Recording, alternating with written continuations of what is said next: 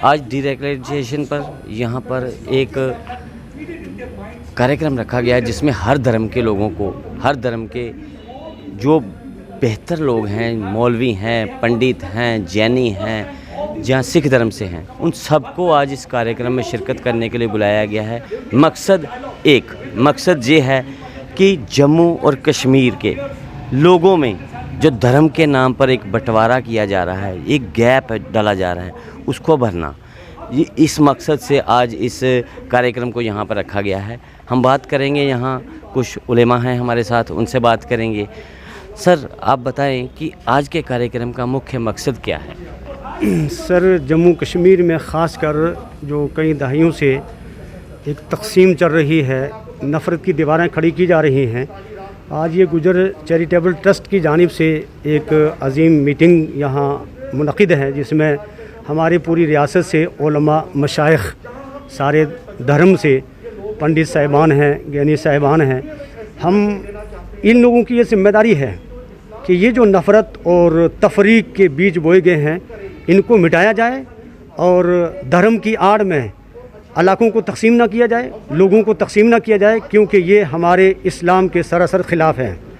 मज़हब इस्लाम सबको साथ में लेकर चलने का जो सलीका देता है, तालीम देता है, उसको ख़त्म किया जा रहा है। इस वजह से यहाँ मशाइख, स्कॉलर हज़रात यहाँ इकट्ठे हैं। मुझे यकीन है कि ये एक बेहतर लाया अमल तैयार करेंगे, जिससे जम्मू कश्मीर में और हमारे मुल्क, प्यारे मुल्क हिंदुस्तान में अमन व फ़िज़ा कायम रहे, भाईचारा कायम रहे, अख़ुवत और मोहब्बत का पैगाम आम रहे, क्योंकि यही लोग हैं जो पब्लिक के ज़िम्मेदार लोग हैं, कायदीन हैं।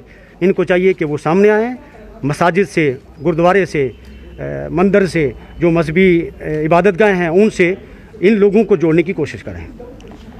सर, आप बताएं कि जैसे अमूमन एक बात कही जा रही है कि जितने भी मिलिटेंट ऑर्गेनाइजेशन हैं वो सब इस्लाम से हैं, क्या इस्लाम का इनसे संपर्क है? देखिए, जहाँ तक आपके सवाल का ताल्लुक़ है कि ऐसा नहीं है। दुनिया के अंदर बहुत से मज़ाहिब के साथ अपना ताल्लुक़ ज़ाहिर लोग करते हैं और उसके बाद दहशतगर्दी फैलाते हैं। दहशतगर्द का अलग एक मज़हब है और उसका मज़हब सिर्फ़ और सिर्फ दहशत फैलाना है, उसका किसी मज़हब के साथ ताल्लुक़ नहीं होता है। इस वजह से जितने भी लोग हैं, चाहे वो इस्लाम का नाम लेने वाला हूँ या किसी और मज़हब के नाम लेने वाला हूँ, जो कत्ल को, जो इंसानियत का कत्ल करे, जो फितना व फसाद करे और जो गारतगरी करे, इसका जो है वो किसी मज़हब के साथ जोड़ करके इसको नहीं देखा जाना चाहिए, बल्कि अलग से उसका एक फ़लसफ़ा और अलग से उसका मज़हब है। बहरहाल इस्लाम के अंदर मिलिटेंसी की, दहशतगर्दी की, शिद्दत पसंदी की बिल्कुल इजाज़त नहीं है और बिल्कुल इसकी कोई गुंजाइश नहीं है। जो इस तरह के लोग हैं, मिलजुल करके हमें उसकी मज़म्मत भी करनी चाहिए और मिलजुल करके उनके चंगुल से इंसानियत को निजात दिलाने की कद्दो-काविश और मेहनत व मुशक्क़त भी करनी चाहिए। इस मंच से आज ये जो यहाँ पर एक कार्यक्रम रखा जा रहा है, क्या संदेश देना चाहते हैं आप? देखिए, हम सब लोगों को सबसे बुनियादी चीज़ है अमन। अमन है तो सारी बहारें, अमन नहीं तो कुछ नहीं है। हमने अमन व अमान को बरकरार रखना है, आपसी भाईचारा रखना है, मेर, मोहब्बत और मुरब्बत रखना है और नफ़रतों का ख़ात्मा करना है। इसी में हमारे मुल्क की, हमारी रियासत की और हम सब लोगों की बका भी है, फलाह भी है, कामयाबी भी है। तो ये थे उलेमा जिनका ये कहना है कि इस्लाम नफ़रत नहीं सिखाता है। नफ़रत जो दहशतगर्द हैं उनका एक ही धर्म है, दहशत फैलाना। तो हम और भी उलेमा से बात करेंगे इस बारे में। सर, आज का जो कार्यक्रम है, इसका मेन मुख्य मकसद क्या है? मुख्य मकसद ये है कि एक जो मजहबी कट्टरता बढ़ गई है समाज में, विशेषकर जम्मू कश्मीर में, कैसे उसको आपसी बात विचार के माध्यम से सिविल समाज के लोग मिलके, मजहबों की जो रहनुमाई करते हैं वे सब लोग मिलके एक सौहार्द का रास्ता निकालें। बस यही उद्देश्य है। जैसे अमूमन कहा गया है कि एक धर्म पर ही पार्टिकुलर ये इल्ज़ाम लगते आए हैं कि वो आतंकवाद का जन्मदाता है, क्या ऐसा है? उन्हीं पे तो विचार विमर्श के लिए बुलाया गया है।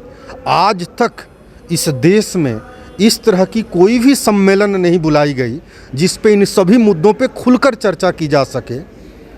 तो ये अपने आप में एक ऐतिहासिक बात है कि इस पे भी चर्चा होगी। मैं चाहूँगा कि आप सबको रिकॉर्ड कीजिए और दुनिया तक लोगों को ये संदेश पहुँचाइए कि कैसे जिन लोगों पे ये इल्ज़ाम लगते हैं कितने सच्चे हैं, कितने झूठे हैं। अगर सच है तो उसके समाधान के क्या रास्ते हैं। क्या हम जिम्मेदार तो नहीं है जो इल्ज़ाम लग रहे हैं उसके लिए। तो अगर हम जिम्मेदार हैं तो इन चीज़ों को ठीक कैसे करेंगे, इस पे पूरा विचार विमर्श होगा। क्या ये एक सम्मेलन से संभव हो पाएगा या आगे भी ऐसे ही शुरुआत है, अगले महीने अवश्य कश्मीर में भी होगा, फरवरी या मार्च में कश्मीर में भी होगा, क्योंकि वहाँ काफ़ी ठंडा था तो जम्मू में किया, उसके बाद कश्मीर में होगा। और इस तरह की अनेकों कार्यक्रम सालों भर चलते रहेंगे ताकि आपसी जो आपस का जो कम्युनिकेशन है वो गैप नहीं हो। देखिए, कम्युनिकेशन गैप हो जाने से ही कॉन्फ्लिक्ट की शुरुआत होती है। और डी रेडिकलाइजेशन से हम केवल एक मजहब के लोगों को यहाँ नहीं बुलाए हैं या नहीं आए हैं, सभी मजहब के लोग आए हैं ताकि हम आपस में बातचीत करके एक समाधान निकाल सकें। सरकार सब काम कर रही है, लेकिन सरकार की अपनी एक सीमित भूमिका है। जब तक समाज के लोग जागरूक नहीं होंगे, समाज के लोग आगे नहीं आएंगे और सरकार को सहयोग नहीं करेंगे, तब तक सरकार की वो नीतियाँ उतनी प्रभावी तरीके से सफल नहीं होगी जितनी होनी चाहिए। धन्यवाद सर।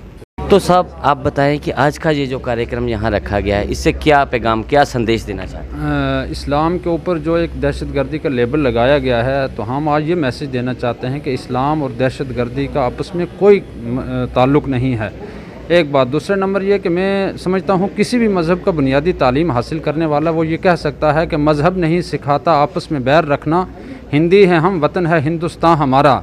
और इस्लाम ने जो भाईचारे का दर्स दिया है, भाईचारे में खा वो मुसलमान हो, हिंदू भाई हो, ईसाई हो, यहूदी हो, किसके कैसे हुकूक़ हैं, पड़ोसी के साथ कैसा तालमेल रखना चाहिए, उसके हालात, उसके मामलात, उससे कैसे रहना है।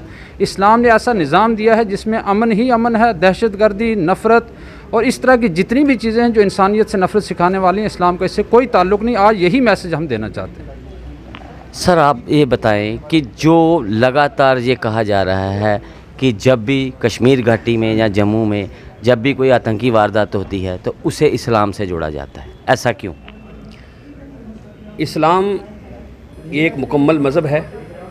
अभी ये जितनी गुफ्तगू हुई है, पहले तो हम यहाँ की तमाम मीडिया हज़रात जो हमारी आवाज़ को आगे तक पहुँचाएँगे, ये हमारे इतने कीमती उलमा है और इनकी बातें भी अल्हम्दुलिल्लाह कीमती हैं। मैं एक शेर यहाँ सुनाऊँगा। ये नफ़रतें, ये दहशतगर्दी, ये आपस में जो भाईचारे में जो फूट पड़ी हुई है, इसको कायम कैसे किया जा सकता है। एक शायर का मैं एक शेर जो है कोट करूँगा कि एक लफ्ज़ मोहब्बत का कुल इतना अफसाना है, सिमटे तो दिले इंसान, फैले तो ज़माना है। ये नफ़रत यहाँ हमारी रियासत के अंदर, पूरे मुल्क के अंदर जो है, इसको ख़त्म करने के लिए सबसे पहले मोहब्बत के पैगाम को आगे लाना ज़रूरी है। बाकी ठीक है। जो यहाँ के हालात ख़राब हुए, जो यहाँ आए दिन हमले होते हैं, इस्लाम से जुड़े जाते हैं। इस्लाम तो इतना मुकम्मल मज़हब है। मैं आपको एक छोटी सी बात बता दूँ, हमारे प्रॉफिट मोहम्मद जो बानी इस्लाम है, वो एक जंग हुई, उसके ख़ात्मे के बाद, ये लंबा है मैं शार्ट में आपको सुना, ख़ात्मे के बाद कुछ लोगों को गिरफ़्तार कर लिया गया जो इस्लाम में नहीं थे, और उनको करने के बाद हमारे प्रॉफिट मोहम्मद ने ना उनको कत्ल किया, ना उनको जेलों में डाला, बल्कि सबसे पहला फ़ैसला ये किया, उनसे पूछा कि आप पढ़े हुए हैं, कहाँ पढ़े हुए हैं, तो उनको सज़ा के तौर पे कहा कि आप एक टीचर बन जाओ, उस्ताद बन जाओ। माँ बाप के बाद उस्ताद का दर्जा होता है, उस्ताद बनाकर अपने लोगों को पढ़ाने का हुक्म दिया, यही आपके लिए सज़ा है। ये है इस्लाम। जो इस्लाम चूटी को मारने की इजाज़त नहीं देता है, जो इस्लाम जब हम वुज़ू करते हैं उसमें पानी कम बहाने का हुक्म देता है, वो इंसानियत का कत्ल करने का कभी नहीं देगा।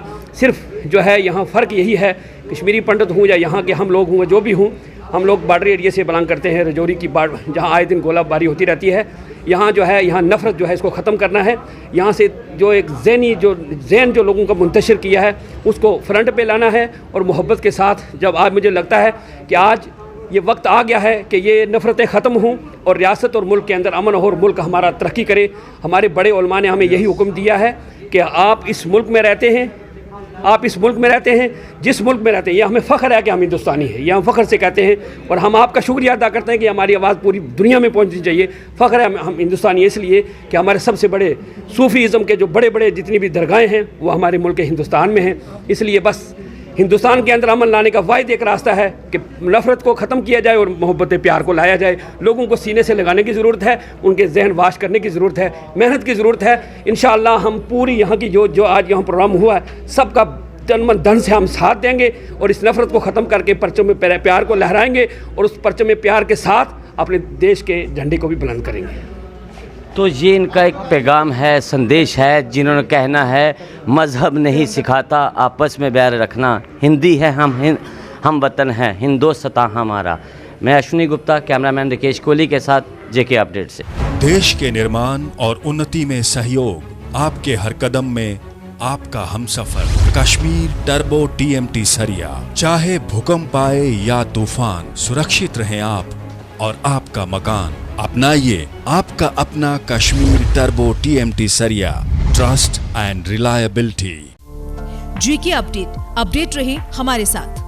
अगर आप ये वीडियो YouTube पर देख रहे हैं तो हमारे YouTube चैनल को सब्सक्राइब करें और बेल आइकन को क्लिक करें। अगर आप ये वीडियो Facebook पर देख रहे हैं तो हमारा Facebook पेज लाइक जरूर करें। For advertisement please contact 7051091811।